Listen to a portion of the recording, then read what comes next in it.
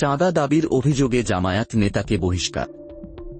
ফেনীতে এক মাদ্রাসা শিক্ষকের কাছ থেকে চাঁদা দাবির অডিও সামাজিক যোগাযোগ মাধ্যমে ছড়িয়ে পড়ার পর জামায়াতে ইসলামীর নেতা জাকির হোসেনকে বহিষ্কার করা হয়েছে। সোমবার 10 ফেব্রুয়ারি রাতে জেলা জামায়াতের প্রচার ও মিডিয়া সম্পাদক ANM আব্দুর রহিম স্বাক্ষরিত এক বিজ্ঞপ্তিতে তাকে সংগঠন থেকে বহিষ্কার করা হয়েছে।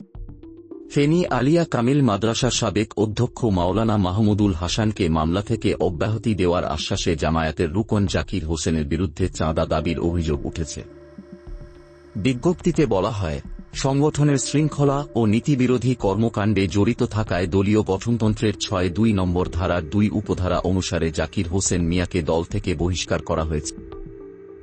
এর আগে রবিবার জাকির হোসেন ও মাহমুদুল হাসানের কথোপকথনের একটি অডিও সামাজিক যোগাযোগ মাধ্যমে ছড়িয়ে পড়ে।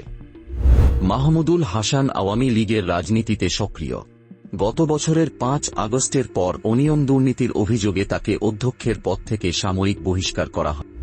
বহিষ্কারের বিষয়ে জেলা জামায়াতের আমির মাওলানা মুফতি আব্দুল হান্নান বলেন, তার বিরুদ্ধে নানা অভিযোগ রয়েছে। অভিযোগগুলো গুরুত্ব দিয়ে দেখা হয়েছে।